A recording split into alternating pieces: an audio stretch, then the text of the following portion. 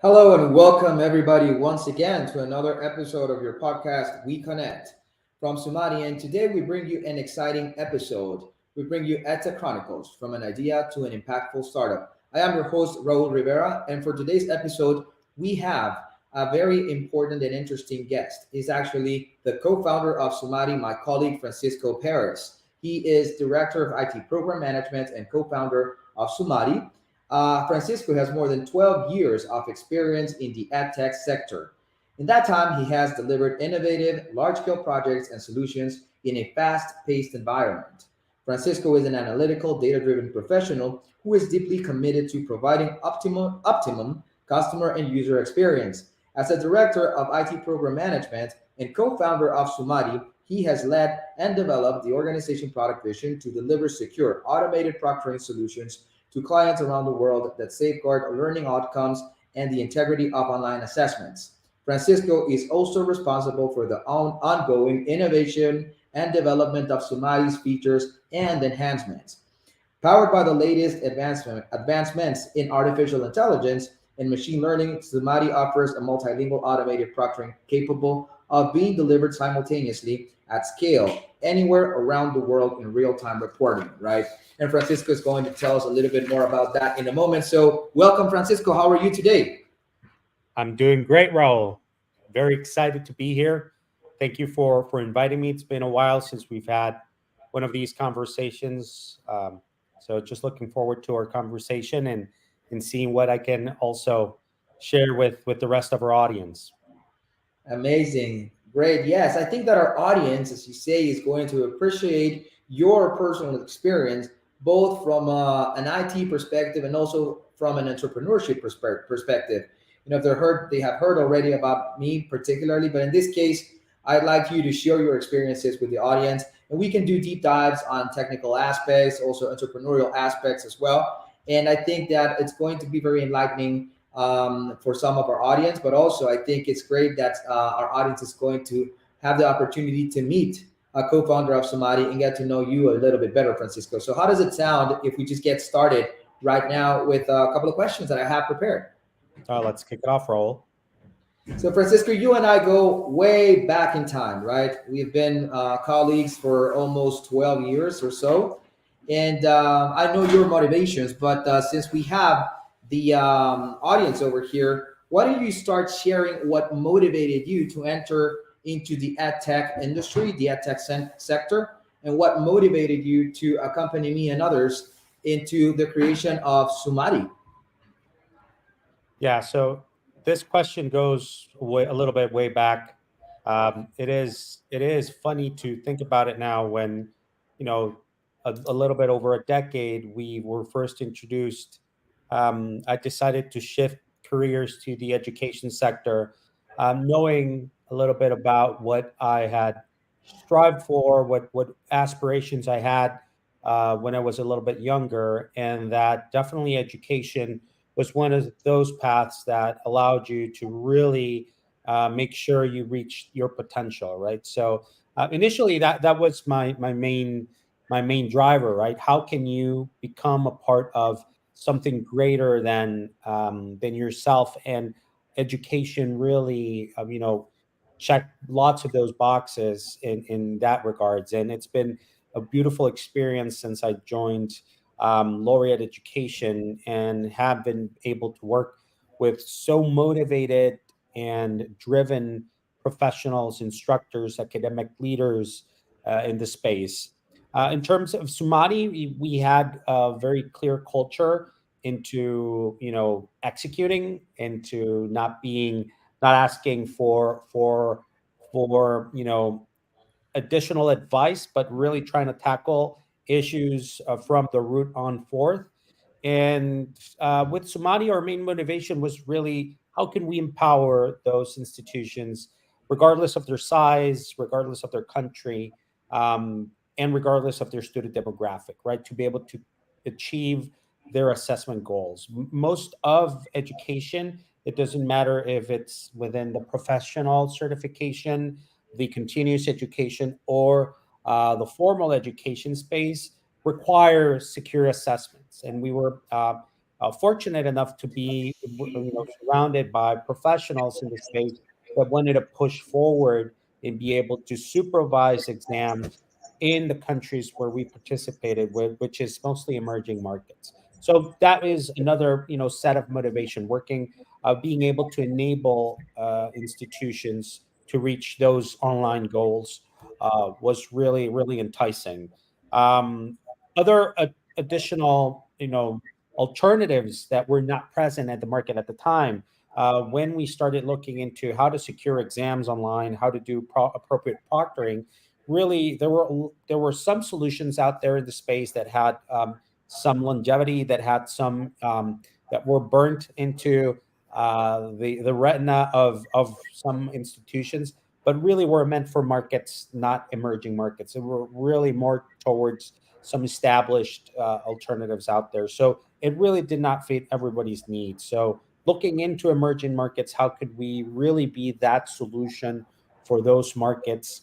The importance and the impact for those students, their families, communities, and countries to really be able to achieve wherever may be.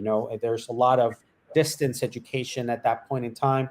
Now it's a lot of that has moved or shifted to online. So be able to impact that sector.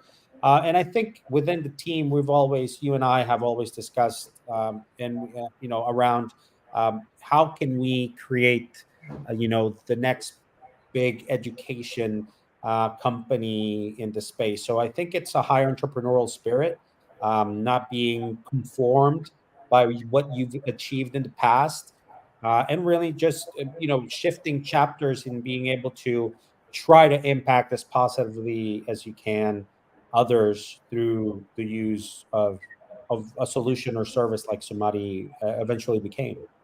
It's really interesting to hear a technologist with multiple years of experience, in professional experience, in general, but in an area that has been more technical, talk about things like education and reaching other people and understanding industries and understanding market. It really goes to show that you have learned a lot, that a lot of things related to non-technical aspects of your career.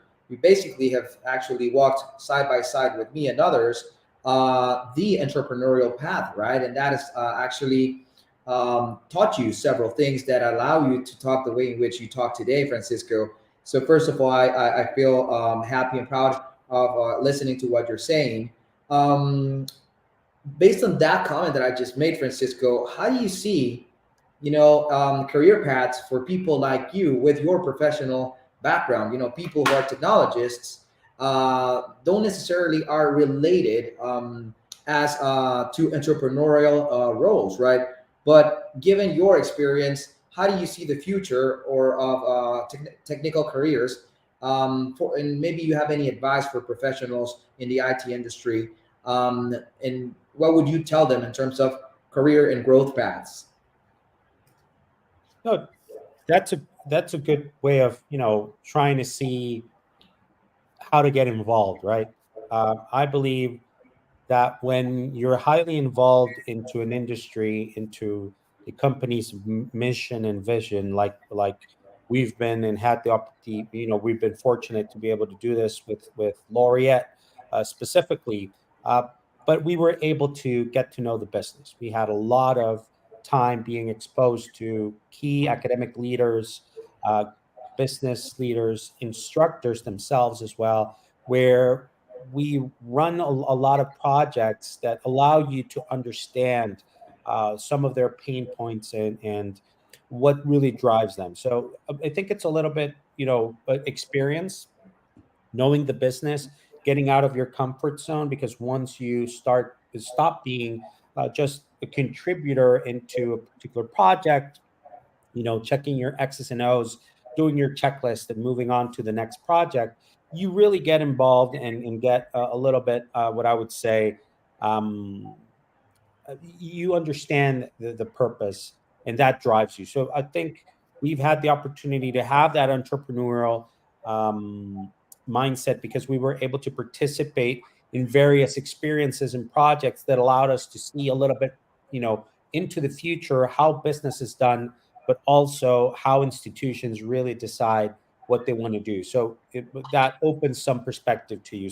It's been a couple of rough years for not only the edtech sector but for others. The edtech sector has had an increase in demand.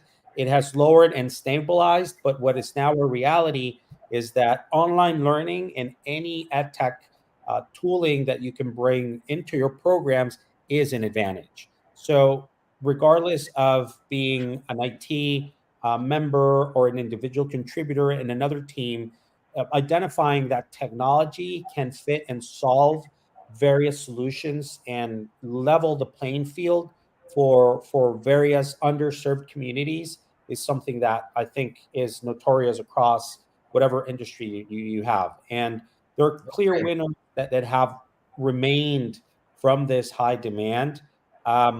We are able to really see that if, based on experience, if you want to be entrepreneurial, you need to be curious, right? You need to get into what's happening.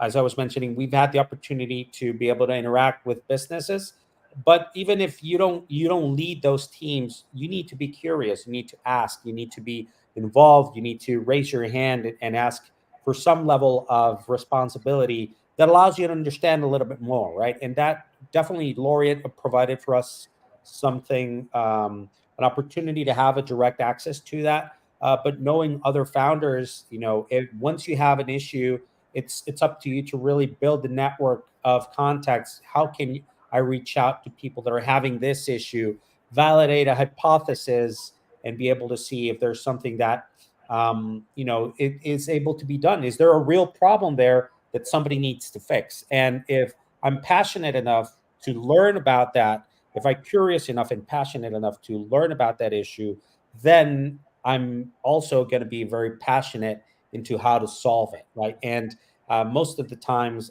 talking about technology, you can use your set of skills and expertise to be able to bring that into that problem solution set. If you're able to solve a problem and you feel pretty sure that somebody's willing to pay for that solution, then you have a basic idea there that may lead to something good, right, or great. I totally agree with you, Francisco. So it's an incredible path that entrepreneurs should understand the importance of curiosity, of being curious. Sorry, if they want to move forward that path, and it's an ever changing story, because environments change, markets change, demands change, new technology arises, and having a constant curiosity allows entrepreneurs to actually stay up to speed with the changes, and enables people like you and I to see opportunities in the future and short term as well. So, Francisco, let's talk a little bit about your role here in Sumati and what you have learned from a product standpoint. You and I got together and we decided to venture into this. Initially it was a project, now a company, but we knew that this was a saturated market, right? We have many other competitors, and you have faced several challenges in terms of showing a differentiator that somebody brings to the table, right? That is going to be and is attractive and will continue to be for our customers. So on that note, Francisco, what can you tell our audience? And I'd like them to hear it firsthand from you. What are the key product features or differentiators that make Sumati different from a product offering perspective, Francisco? Can you talk a little bit about that? Sure. Obviously, we believe we're building the best solution out there. That's some free advertising and marketing there, but we're really passionate about what we're building. I'm gonna go a little bit into why we are at where how the product has been able to reach certain acceptance, and it's that we're never comfortable with status quo, right? We're always looking to improve. We believe that the main advantages into really being able to provide a world-class solution and product out there is to have a clear strategy towards a customer-centric solution and an alternative. So the customer is always at the center of whatever we do. So uh, not only from inception, but always we've listened to that voice of the customer to really understand their pain points, and really understand what problems are they trying to solve. From our perspective, there are key players here. With educators, we hear their concerns and we transform that into product strengths, or at least try to do so. So educators are real vocal into what really annoys or troubles them. When we talk to institutional and academic leaders, we understand their business and try to transform that into advantages. And when we're talking with executive leadership, we understand their constraints and identify those opportunities. So uh, putting the customer at the center of our product and solution has allowed us to really prioritize and laser focus on what to build. So number one is to build the best automated alternative out there. Our solution processes all of the data, all of the evidence, and all of the records in real time. And that's one of the main advantages that you have with any solution. You're able to just plug and play and start looking into the results from the first minute and second that you've plugged Sumati into your testing engine or solution. So that is a great advantage. You're able to tangibly see what people are doing. You're able to also understand what types of activities, what types of um, of unwanted behaviors are out there. So we're able to really quickly identify behaviors. So I think the real time analytics is a game changer in the industry. We're able to scale, we're able to provide not only the flexibility of modular options and features to our customers. It is not a one size fits all. If you want to turn on or off any feature, it's available for you to do so. And it's fairly straightforward and easy. And that allows you to really fit the need and be that one stop shop. You don't need multiple providers to be able to secure your portfolio of online assessments, which is the reality today. Most institutions have multiple alternatives to try to pinpoint what level of proctoring they require. That's the other advantage. Sumati provides you from the most basic to the most advanced features, and it allows you to select what you want at a per exam level as well. So I think talking about the strengths, the third that I would place is that we have a product oriented and product based solution. What that means is that our product continuously evolves. It is not stagnant. We do not conform to what is available. We continuously improve it. It requires absolutely no additional resources to maintain this solution scalability and real time capabilities because it's a managed system by us. So I think for a business, those are the three main advantages that you get: real time analytics. You can get all of those managed services, scalability, and capabilities without it requiring additional time from your staff. And finally, it's the part where we mentioned around what we're able to achieve with one-stop solution for our customers, where they do not need to move from one to another. They can maintain a standardized deployment of assessment for whatever level of security that they require.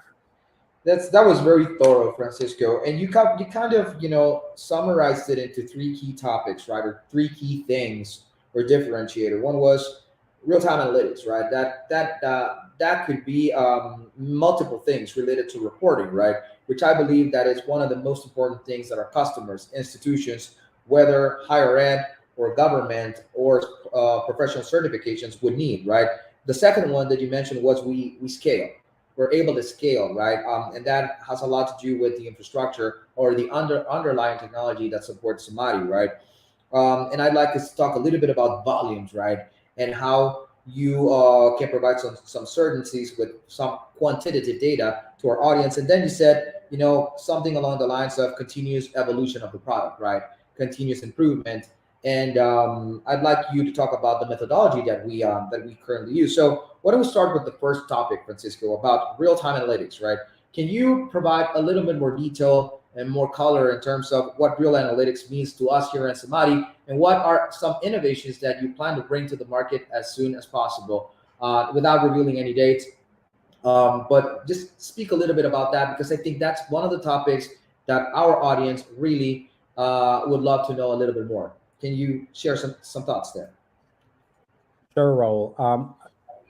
There are, from our perspective as Sumati, there are really two major service delivery for customers. One is a modality where the institution provides their same instructors or specialized online testing staff to review all of the evidence.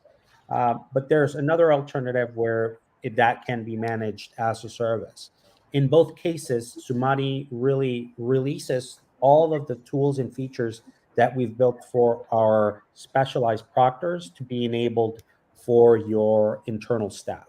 What that means with real time analytics is that whatever is being processed, you're able to cost effectively be able to review all of that evidence and even contact, proactively any test taker and let them know if there's something that's happening. So what that means, it's a bring your own proctor alternative, is where your faculty do not need to invasively be looking in real time, live into all, or eavesdropping into all of the students. If you want to, that's okay as well. But we process all that data, and you only need to make decisions when the evidence passes certain thresholds that you establish. So that way, we're able to eliminate any unwanted false positives, negatives, and is not a one violation, cancel all type of solution. So if anywhere from what applications you're running, what type of devices you're trying to connect to your computer, if you're leaving the exam area, coming back to it, if there's somebody with you in the room, or even if you're pulling out any type of unwanted object, you're going to be notified, and not only notified, but you're going to be able to see it against the threshold so that you can make very informed decisions. You do not want to make a decision for one evidence for one time that probably my daughter can roll out at this moment in time, and it's just things that happen, and those types of things shouldn't penalize any type of students. But that's where our real-time analytics really have a set of alternatives that are going to guide you to make better decisions and quickly. The second is in terms of what our product features are. We believe in the power of automating through clear use of not only AI but really more events and behaviors that we detect. What I could definitely tell the people out there, that part of our vision is really to impact professional certification spaces with more easy, frictionless, secure exam taking, through removing some of the what I would say secure factors, but there's some level of flexibility there with secure browsers. But there's something that we're looking into, removing the friction of needing to install a secure browser. The other piece that I could definitely share with you is an improved scoring engine for those real-time reports that we we're speaking about, because again, from the feedback that we get from our customers, we decide into building and improving and continue to make it a more robust offering.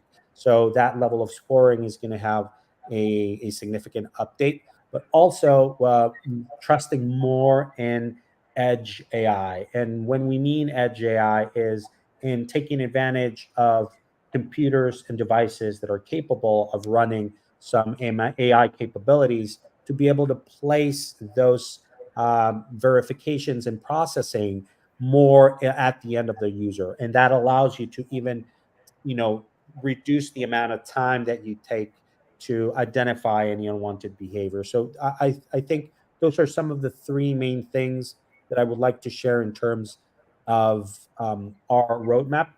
Definitely the second one, in terms of score and reporting, is where we're investing a lot of time and roadmap and resources in the upcoming months. Right, and you know that the scoring engine actually is something that is very innovative, And I think that it's going to allow us to show a very important differentiator that the entire industry needs. I think that the proctoring industry right now really is in the need of innovation, because there's no particular winner. I would say there's a lot of competition, and some of us are really good at AI and like proctoring, and others. But technology that is really out there for people to continue to develop and get up to speed. I think that what we are doing in terms of the scoring engine and automating our reports, I think it's the key differentiator. So thank you for sharing those thoughts, Francisco. Would you now talk a little bit about scalability? How does Samadhi, guarantee scalability? And can you talk a little bit about some numbers that we have been able to manage in the past with some of our customers? We were born in the cloud since day one, and that was something that we learned from working with key technology providers ourselves. We are customers of other alternatives out there. So being cloud native, being not restricting ourselves with needing to build everything from the ground up has allowed us to reach levels of scale and be able to accumulate some very interesting numbers in terms of concurrency. So we've partnered with what we believe is the leading cloud provider or cloud service provider in the space in Amazon Web Services. And everything we host there, we try to certify it and not only make sure that it runs as smoothly as possible, but as seamless as possible in terms of scale. So our customers in today, any of our customer enjoys our scalability. Any customer today in Sumati can run 20,000 exams concurrently without a hiccup. And what that means is, just to put it into context, usually our customers are taking exams somewhere around 60 to 90 minutes. But in true duration, students really take around 50 to 45 minutes. And what that means is that every hour you can onboard up to 20,000 students. Just in a day, we can easily, service the population of some of the most concurrent university systems in the country and in the world. So, we easily scale to from 10 to 20,000 without any issues. And from that point on, because it's not only a matter of scale, it's really a matter of logistics, depending on what type of exam you're trying to run. We've been able to run somewhere around 60,000 to 70,000 users concurrently per hour for some of our largest customers that onboard the population at large. They are not specific universities, they are public sector institutions that onboard citizens into their system to take standardized testing or any type of testing that they require. And the system is able to scale without issue. As I mentioned, those are exercises that require a little bit more logistics apart from really all of the muscle that you may have. And the way that we've achieved this is to a clear partnership with AWS. We are a certified software vendor, independent software vendor, or ISV, as well as qualified software in part of the Amazon Partner Network. So we work really in tandem with them to be able to monitor our systems, to be able to improve them, secure them, but also take as much advantage as we can from their cloud services and provisioning. So we've had great experiences, not only in developed, but really mostly in emerging markets where it's the main concern, where we need to bring in people with very low bandwidths. And Sumati allows you to circumvent that as long as you have a stable connection. We do not require high bandwidths. Exactly, Francisco. And I think that when we talk about scalability, obviously the first thing that comes to mind is scalability from an infrastructure perspective, right? And concurrency of users. But I think that the description of that type of scalability also could be tied to scalability related to the first topic, which was the real-time analytics and the reporting, right? Because when it comes to 60,000 concurrent users being examined at one single time, imagine the amount of work that it takes to review the data that is generated by artificial intelligence, right? And be able to produce an executive report of results of those 60,000 students or exam takers, right? that is where it's so important. The first topic that you mentioned, I would believe, because having some a technology that would allow you to interpret that data and filter out all those students that don't represent any alert or warnings, it's going to be key, right? For those universities or any institution, government or public, that wants to venture into the transformation of, paper and pencil tests into online testing, right? So I think scalability is covered also in the first topic that you mentioned, Francisco. So thank you for your words there. And now let's talk a little bit about, continuous improvement, the continuous evolution of the product, right? Can you speak a little bit about how agile we are, and also speak about the journey that we went through in being able to deliver a product offering that can go from lockdown browser to automated AI, record and review with the human involvement, and also live proctoring again with the human involvement. Um, Give us your perspective on how do you manage a team and product prioritization related to all those four topics, Francisco. Definitely, Raul.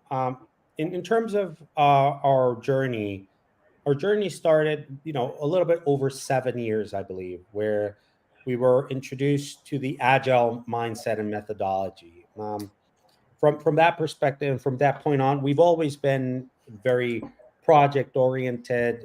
We've had excellent project managers, and we believe, and I'm going to explain a little bit further why we believe in the intersection of those both. But we manage projects, initiatives, features, and relentlessly prioritize. In the business, not only in the education, EdTech, or proctoring business, but really in any business whatsoever, priority or prioritization is really the key. What are you going to focus your resources on that you feel sure that is not only going to add value, but also be able to transform businesses and experiences. So agile methodology has allowed us, as from the product development perspective, to really fit in as much features that the business is requesting, iterate fast, test it out, and be able to finally deploy and release as quickly as possible. We've mixed that with cloud DevOps, which allows us to also have cross-functional teams that take care of all of the software development, testing, and deployment and releasing of our solution. So it is a long journey to be able to get to a point where you feel safe developing code, continuously testing it, and having it deployed and released into production in a quick manner. And because we're a cloud-based solution, whatever we build really positively impacts our customers. And we found that it's better for us to release smaller chunks of features, but that the customer can definitely identify, that they can start leveraging, and that they feel that the product is allowing them to extract more value continuously. So agile methodologies, as well as DevOps, have allowed us to think a little bit more towards, relentlessly prioritizing and relentlessly securing scope that we know that we can achieve in the set amount of time that we have. Additional to that, what I would say is we work with our customers directly, and it's a lot faster to work with them in project management lingo, right? So we cross-reference that with easy to understand timeframes and plans that allow them how quickly it is to implement and adopt the system like Sumati. So we're able to have that portfolio of tools for planning, for measuring where we're at, and we're able to do this via the cloud. This is also another advantage of going and why we decided to go to the cloud. And it allows us to iterate very fast. One of the key aspects of all of this is that we need to monitor. It's either the web part is easy. Most systems, you were mentioning pen and paper exams, most systems out there are now digitized. They're computer based. So there's a very high probability that whenever a customer engages with us, they already have their platform, and that's not the issue. They're already web. But how do we support web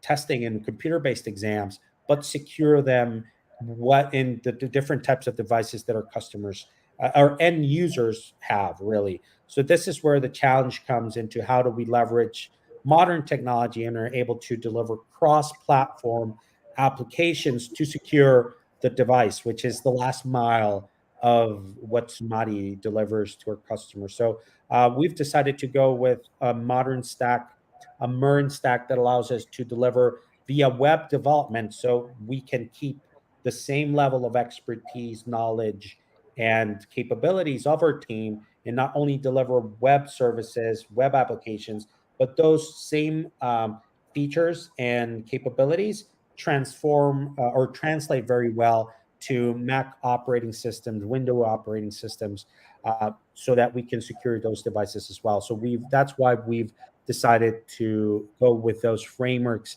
and that allows us to develop an application rapidly. There are obviously there are some things that work differently from operating system to another, but having this framework to deliver one single code base allows us to move a lot faster, and with more knowledge, instead of having specialized teams for each of those device operating systems that we have. So that's a little bit about what I can share. It's been a journey. It's something you don't learn on day one, and Of it course. also puts you very to the edge, to be early adopter of some key technology, because at the time, also, we only, when we started building Sumati, there was certain technology that was not able to do what we're capable of doing today. So that's another like key learning, right? Don't be afraid of testing new technology, new frameworks out there, because eventually they will evolve and they will allow you to make better use, build once and deliver multiple times. Well, thank you so much, Francisco. There's a lot that we could go about or talk about, sorry, related to the tech aspects of, a company like ours and a product like ours or products like ours, right? I have two topics that I'd like to cover with you. One is still a little bit, very, very deep and professional related to our industry. And the other one is a little bit more of an advice I'd like you to give our audience. But let's start with the first one. I know that you've been talking about your learning journey as an entrepreneur as well, and you learned also technical aspects that you didn't know, and you wouldn't have been able to know if you hadn't had made the decision to actually venture into the creation of Somadi, right, with me. But how about other things like, for instance, certifications from a tech point related to security, related to integration standards, right? What are the key and most important ones that you have focused on that ensure Somadi provides code integrity and data protection, for instance? Anything you'd say about that? I think the current climate, not only for Somati as a provider of technology, but really the climate across the world in terms of the worries that users at large have in terms of how their identity, their data is being used, is critical. It doesn't matter what um, what industry, what problem you're trying to solve, what country or region you're trying to launch your startup or entrepreneurial endeavor. I believe that this is paramount. Data security and privacy is across whatever you try to build. So from day one, this has not only been a concern from the users that we had as those early adopters, those institutions that allowed us to get their initial voice and problems, but it is also a concern of Sumati itself. So we've taken really seriously all of the data privacy and regulations across the world, and from day one we decided, let's just try to comply as much as we can from day one, build it into our product. It's just like quality. You build Right, quality in, you do not right. ingest it after the fact. So we build quality in, but we also build privacy in as well as security. So from day one, we've been really cognizant of GDPR, and we've gone through the whole exercise to really not only build it with privacy in mind, but also really having clear segregation, because we use cloud providers. We really need to disclose where our data is stored or who stores it, who eventually stores it. but also we've gone through the full effort of certifying ourselves and our platform and services GDPR certified, and we've done great work with companies like Vanta, which is another unicorn and startup that is in the space. But in that aspect, we've taken it seriously. Data privacy and security as well. Security, we understand the value and the impact of having somebody impact your systems and retrieving information that should not be retrieved by anybody else. So that is another piece where penetration testing, investments in security, and obviously working with AWS to provide the most secure services is where our main focus is, and is our continuously improvement of our platform. This is something that never ends. That's right. Once you release a product, it's you need to safeguard it, until the day you evolve it to a new version of that product. So, that's a little bit about the experience that we had in data and security and privacy, learning a lot from others out there that are doing great work as well. We always try to look for a best in class solution that we can try to either emulate if it is within our same industry, or transfer that into our product from other industries. And we're really focused on that. And specifically when we talk about artificial intelligence and how to perform face recognition, we're really cognizant into what's happening in the space. We work really closely not only with AWS but with our institutions, with legal advice, as well as really understanding what those machine learning AI algorithms do to be able to provide safeguards to our customers, and that they feel safe and that they know that the data is not being monetized, shared, or being exposed in any way. And just like you would use any other device like an iPhone or any other solution out there in the market that you feel safe doing facial recognition with, that we comply with the same levels of not only security but also in the use of algorithms. So it's not as non-biased as it can be. Francisco, thank you so much. That was a very thorough response to the question. So thank you for taking the time and energy of sharing that insight with our audience, right? And so, as I promised, I have one other question that I'd like to ask you as we approach the end of our podcast, right? So, given everything that you just spoke, right, we heard a lot of things, how you have had to learn about the market, tech things, certification related items or topics, data protection, GDPR, and a lot of other things that you might have also missed. But I want you to share your thoughts in terms of what are the key skills that an entrepreneur should develop, non-technical ones, if they want to venture into the creation of a company, a software company. Yeah, I wouldn't place myself as the authority on any of these things. I just feel really comfortable sharing experiences, things that we believe are of value. And obviously there's lots of things that we can spend days, hours speaking about these topics. In terms of qualities or any advice that I could give, number one is, you need to be really convinced of the problem that you're trying to solve. Right. Being an entrepreneur and looking at social media is not the best advice that you're going to get. There's some good advice out there, but there's not a one formula for all. If there was one formula, as anybody says it, anybody could do it, right? Everybody would be an entrepreneur. But I think I'll go back to an initial comment that I made. It's, you need to be passionate about what you're trying to do. If you're not passionate about what you're trying to solve, if you're not passionate about, what you believe that could be a significant change that you can put out into the world, it's really hard, because that passion needs to be complemented by grit and not giving up. At the beginning, some could say that identifying a problem and looking for a customer base is just the initial step. From that point on, you need to build things. You need to be able to quickly show. So there's some philosophy around failing fast, right? So trying to bring the product in, and that's the hardest part, right? How many no's are you going to receive in the path of building that minimal viable product initially, that somebody's willing to not only buy it but even just test it? So I say be passionate about what you're trying to do. Have grit, because there's going to be multiple challenges, not only day one. Even if you're able to reach a certain status for a startup, there's always new challenges that come your way. So you need to also have what I would say is focus.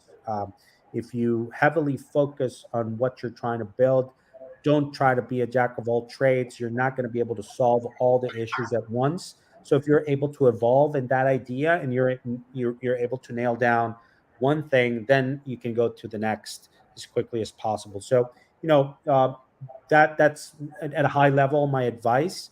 I would also really be into the startup ecosystem, really, because when you start, you know, talking to other entrepreneurs, learning from their experiences, asking questions. You learn a lot from that. You learn a lot from other people's experiences. So I think you need to be. That's again, be curious. Just go to networking events where you feel you're gonna meet like-minded entrepreneurs, but or also well-established entrepreneurs in the circuit, right? So the startup circuit is now, I think, pretty well developed in many places of the world. You're going to be able to find somewhere to speak with entrepreneurs. And finally, it's learn from people that have done it in the past, not only through those events. There's lots of resources in the web. Y Combinator has a great series of videos. There are great podcasts as well. Just like We Connect, we have a great podcasts. I personally like podcasts from Tim Ferriss. I believe he brings great entrepreneurs. He's an entrepreneur and an angel investor himself. There's other podcasts like Masters of Scales from Reid Hoffman, co-founder or a founder of LinkedIn and now of Greylock Partners, among others, right? So I think I would also try to learn from past experiences. There's not one recipe for this. And finally, what I would recommend is really you need to find great partners in that ecosystem that you're trying to build, and in the startup world or institutions. And those partners are going to probably be not only people that are willing to use the product, but really, key persons that have some insight into the industry that you're trying to disrupt or enter. So I think it's a lot of that, and being very hands-on, while you're trying to build things. Finally, I would say you need a right team, right? You need to be surrounded by people that are going to energize you, that are going to bring alternatives to the table, and that breathe and live the life of the startup with you as well, because it's not a one-man show. It's far beyond that. You're able to, if you're able to build a great team, you're going to be able to build uh, great things together, as long as you're focused and know what problem you're trying to solve. Thank you so much, Francisco. I couldn't have said it better. I think that your these last comments are right on spot. Right, they're key to any person who is an entrepreneur or is planning on becoming an entrepreneur. Right. So I was going to ask you if you had any closing words, but I think that these last words that you just said are also remarkable and could be considered as a closing points. Unless you want to share some additional thoughts, Francisco, as we approach the end of the podcast, right? Any additional words to close it out? Do you want to summarize or leave the audience with a key message or takeaway aside of the ones that you have already said? I believe, Raul, I've had a lot of fun. It's great to share experiences. I think every time you go over what you've done, what you're doing, and what you want to build, it allows you to reflect. The more that you share it, the more that you speak about it. So I'm just really, really fortunate to have, an ecosystem of partners, colleagues, and leadership that allows us to learn, but also trusts us in putting the best product that we can out there. I think I just want to thank everybody's time, and to not be afraid of asking, reaching out. We're here as well. We know the struggle. So if there's anybody out there that's trying to build something, they can reach us through our social networks. If anybody wants to test out Samadhi, see what it can do for their institution, if you have any special requirements that you want to bring to the market, I think we are a great partner that we can deliver that level of value for institutions that require a more custom fit into their proctoring needs. And nothing, just give you some words of gratitude for all the years of hard work, difficult times, but also enjoyable times when things pan out to be towards the path that we want, and we reach certain goals and objectives. So it's been a fun ride, Raul. Just looking forward to continuing this ride with the team, with Samadhi, and in the EdTech space where it's a lot more fulfilling than in other spaces, at least. Well, right back at you, Frank. It's been quite a ride. I'm also happy and proud to have had the opportunity to share it with you, and obviously looking forward to continue with you in this journey moving forward, right? So once again, thank you. This is not the last podcast where we're going to have Francisco Perez. There will be multiple other topics in which we will need Francisco's insight. As he said it, right? This is an industry that is evolving. There's always new things that we're all learning. So, Francisco, we will be inviting you for another episode in the future, for sure. For the moment being, I want to thank everybody who connected and listened through the entire podcast, the entire episode. I think that what Francisco was able to share in multiple perspectives, tech, entrepreneurial, and even other soft skills, I think it's very enlightening and useful for people who are in the industry or are planning into getting in the industry. Please remember to follow us on LinkedIn, on Twitter, as Francisco said. Sorry, we also have social media and Instagram and Facebook. Reach out to us, samadhi.net, right? And also feel free to look us up in LinkedIn. Both Francisco and I are there. Go to our channels in LinkedIn for Samadhi. And please remember to join us again every single Wednesday at 3:30 Eastern Time and 1:30 Mexico time. We will be happy to bring you more episodes related to technology, to education, to proctoring, and how the markets are evolving, and just share thoughts and ideas with all of you. So once again, it's a pleasure and a privilege to have had the opportunity to share our thoughts with you. And for the moment, I'd like to say goodbye to everybody. See you in another episode.